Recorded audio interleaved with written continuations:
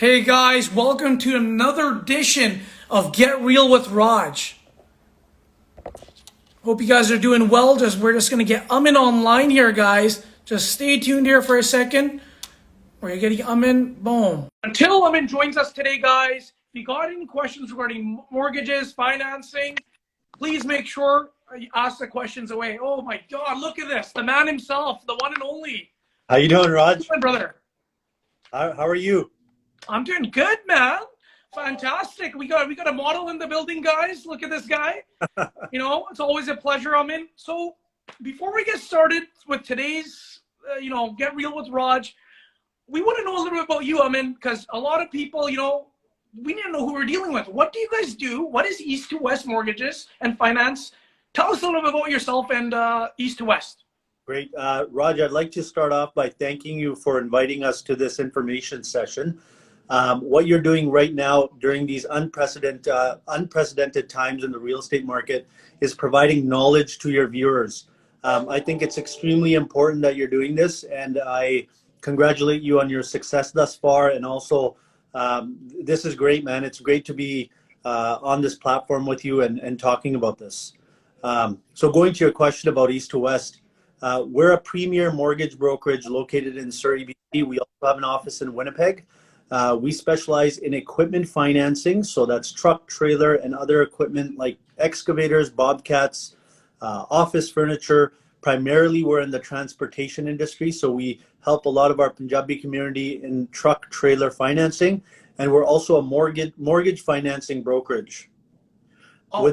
Within our mortgage financing, we do commercial, land financing, development financing, construction, and also residential financing. And we also have access to private financing as well. I'm not going to lie, that's a lot to swallow. It looks like you hit every avenue of financing there is. Yeah, we have a really diverse team. We have some really good people on our team that kind of each focus on their niche market. For example, equipment financing team, we have a few sales people on that. Commercial financing I do myself, and we also have residential brokers on the team. So we're a very team-based approach. Wow. So I guess when it comes to why choose East to West, I guess you guys, what's your I think you guys hit every avenue of financing. That's why I would think people would come to you. Am I right? Well, you know what it is a lot of clients were looking to purchase a house or a commercial unit or a development property.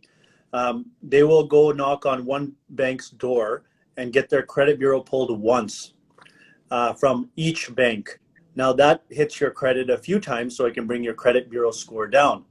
Dealing with a firm like East to West, what happens is you come to our door and we pull your bureau once, and we can actually shop the market, the banks for our clients.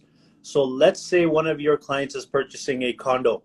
Instead of them having one option, we can give them multiple options and multiple rates so we can find the best deal for them. So, and in order to support that a little bit further of why choose East to West, take a look at our Google reviews. Those really are a testament to our level of customer service and also what we've been able to do for our existing clients and what we can do for our clients that you work with us on. So when it comes to homeowners, you know what, they typically go to the banks and they hear the term mortgage broker, but with you guys really do take that, take their product, see what's the best option for them. You guys deal with the multiple lenders, so usually you have more options and can get them approved. And depending on their situation, you're able to maneuver them to the right bank or lender. Exactly. And when we talk about banks, there's not just banks. You guys got lenders and whatnot as well. Yeah. You want to kind of go through that, because let's go through a scenario. Like we got a buyer A, he's looking to purchase a home. He goes to the bank. He doesn't get qualified. That's where it ends with the bank typically. But Yeah. with you guys, so kind of tell us a little bit more. Let's start with a buyer that doesn't get qualified. Let's step back to a buyer that can get qualified. Yes. Deal with a lot of the big 5 banks and also local credit unions. Every single bank can have a different policy or processes within their financial institution. For example, one of the people that just joined as a TD rep, TD reps may take a little bit more rental income in. But because we are a mortgage broker, we can actually shop the market for our clients and go to each separate bank and fit within their policies and procedures, their processes. We can count more rental income. We can get a lower down payment. We can get a little bit of a higher down payment. We can use self-employed income. So there are a lot of options that we can use before the client gets to the no, we can't do the deal. So there's a lot of different avenues we can go through. It's very, very rare that a deal comes into us and we can't get it done by a bank. But if we are unable to, we also have private resources. So there is private capital in the market that we have access to. But again, East to West is a premier brokerage that focuses on bank financing. So we really strive to make sure that our clients or your clients get bank financing instead of private financing. So guys, the number one take I got from this, and I'm assuming you guys are hearing this out too, by going through a mortgage broker like East to West, you don't have one option. You got multiple resources. They do the homework for you, find the best lender that meets your criteria. For example, if you're self-employed, some banks will not lend to you. They won't lend enough. And other banks are doing as a rental property, boom, they'll do a better option for you. And if it's personally, maybe another bank does it better for you, right? That's what I'm hearing.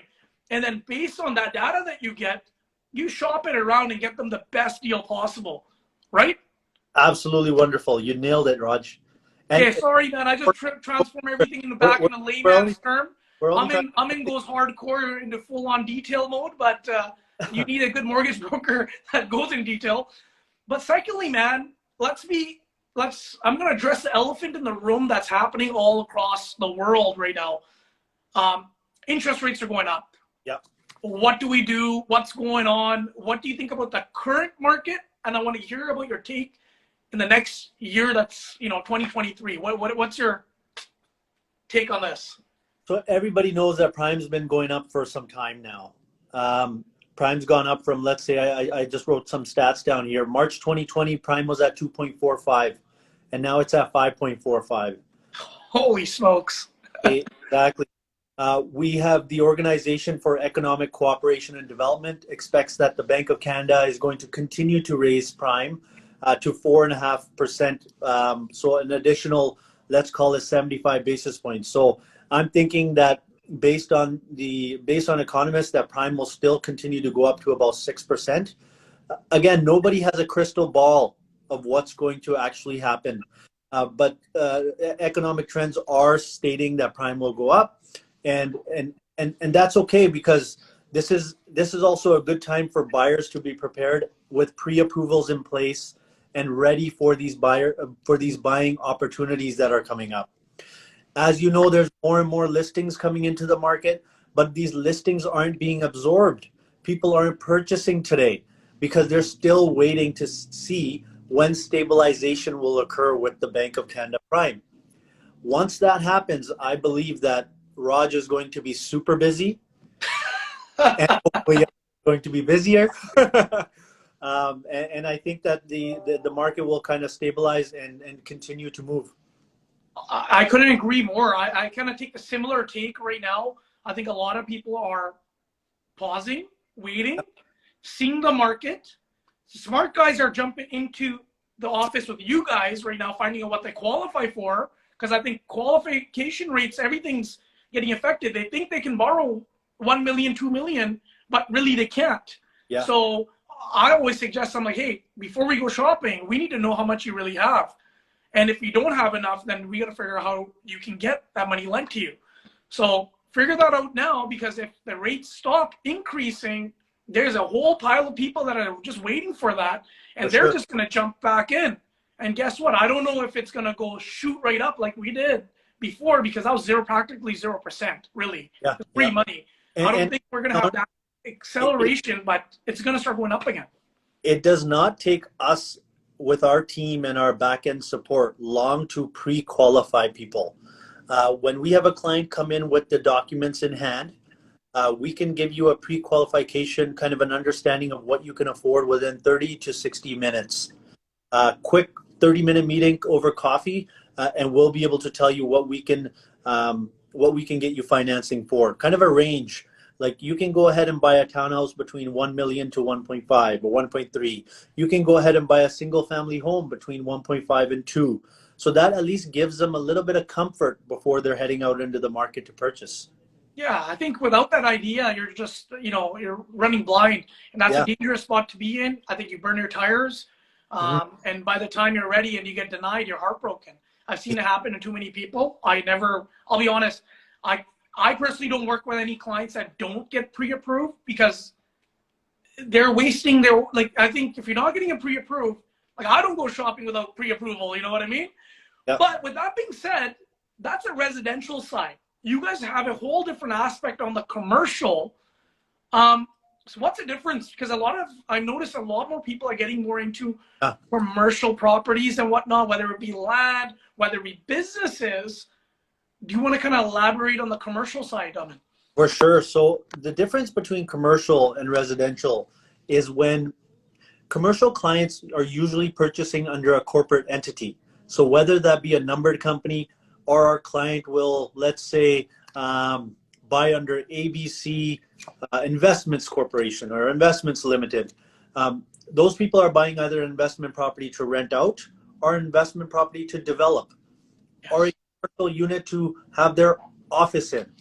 So commercial will typically come with a little bit higher rates and different qualification factors.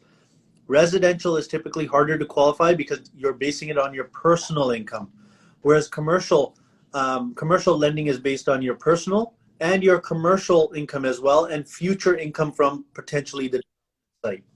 So commercial financing is a lot different than residential. The good thing about East to West group of companies is that we have a niche focus on commercial as well. For example, I've been in commercial banking for 15 plus years. I started off at the banks, and 8 years ago we started East to West group of companies. So we have a lot of experience behind us. We have a lot of bank experience as well. There are a lot of mortgage brokers in the market that say that they do commercial and residential. It's very difficult to master both. So on our team, we have a specific commercial person, which would be myself, and other residential people which specialize in either residential investment or residential owner occupied. And the reason why we do that is because we want to continue to hone in on our skills and make sure that we can provide the best client service possible. I agree with that model. You can't be either you can be the jack of all or the master of certain items. Yes. And when you have a bunch of masters collectively, Yeah. it's just so much better. Like even in Yeah. our team, we have a similar structure. I'm a marketer. I'm a salesperson. I throw things out there. We have an analytical person on our team, and we have a person that's a full-on workhorse, and then we got a management system on the back. And this is what delivers the clients, I think, top results. That's how you get results. So I'm in. For residential mortgages, do you have anything else to add there? What kind of documents do you guys need to see in order to qualify? Because a lot of people, I feel there's a hesitance to find the documents. Yeah. Give the documents. It's just weird. Like, For sure.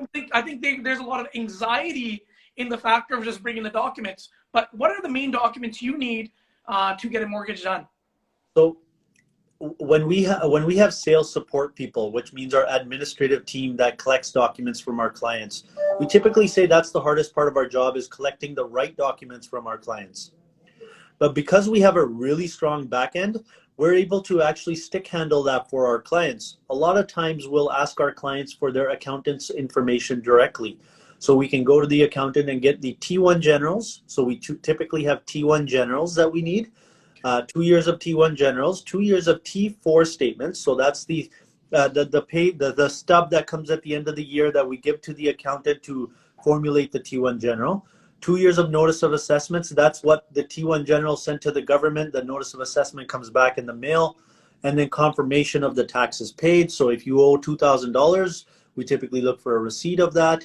We typically look for the contract of purchase and sale, an MLS listing report of what you're buying, which you're able to give us as a realtor, current pay stubs, a job letter.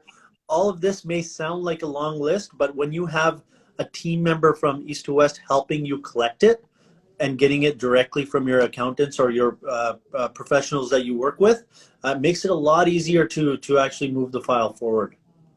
Wow. Well, you know what? That's amazing information, Aman. If you guys have any questions for Aman, he's going to be leaving us shortly. So, guys, this is your last chance. Drop a comment below. Aman's right here. He can do some quick answers. But with that being said, guys, I cannot agree more with Aman. Like, you really need to get pre-approvals. In this market, we're able to negotiate deals like crazy right now. Like right now, I'm working on a deal just because I have that pre-approval and this guy is solid. I, as a realtor, am so much more confident for my clients. I can talk to the other agent and say, hey, we're going to get this deal done. Other guy might not. We will. And, you know, it's a relationship business at the end of the day. But with that in hand, you will get a better deal. If you want to save money and make money in this game, like, you need to meet a broker right away. We just got a question here from Arjun Dhaliwal. If I'm close to hit the trigger point on my variable mortgage, should I increase my payment or lump sum? So the banks are coming back with kind of a policy where they're saying, if you don't want to increase your payment and you do lump sum payments to keep your loan to value below 80% of the appraised value, you can continue to do that. You can keep your payment at, let's say, $5,000 and it's totally interest, and you want to make sure that your loan to value doesn't hit 80%, you can do some principal payments throughout the year. As of right now, when somebody asks me, should I keep my payment the same or should I pay a lump sum? The answer to that from my side would be, what can you afford? If you're able to afford to pay down your mortgage somewhat, then it would be nice to obviously do so and not be interest only for the full amount. And if you're not able to fork out that extra capital, then keep the payment the same as of right now and start to talk to your mortgage advisor whether or not you should or could go to a fixed product. Some people want to mitigate the risk of prime rate going up even more. So in some cases, it may be an opportunity for people to go into a fixed product now to avoid any future increases. So with that being said, I got a question for you. Fixed or variable? You knew it was coming. Yeah. So it totally depends on your risk appetite. I'm a variable guy. I've always been a variable guy. And it's hard to be a variable guy today because every time that announcement happens, I tell you, I lose another piece of hair. I feel the same way. I'm on variable as well right now. Yeah. I know the rest of my family, they told me to go to fixed years ago. I was just like, hey, right in the way. But you know what? I saved so much money before, so that's the way I look at it. I'm like, hey, when you look at the full aspect, I think you do save with variable in the long term. But in the short term, I wish I was fixed. But now I think I've passed that 2% level, you know? About the long-term thing, Raj. So I think without further ado, how can people contact you, Aman? Okay, great. So anybody can call us at our office line at 604-503-1673. Also, you can visit our website, www.ewgroup.ca, and reach out on Instagram, on any social media platform. We always have somebody available 24/7. A lot of clients complain about bankers or other people not responding to their questions in time. We are available 24/7. So give us a call, reach out to us in any method, and we'll get back to you right away. Awesome, Aman. Thank you for that. We'll catch you soon. Thank you. Talk soon. Bye-bye. Cheers. Thanks again.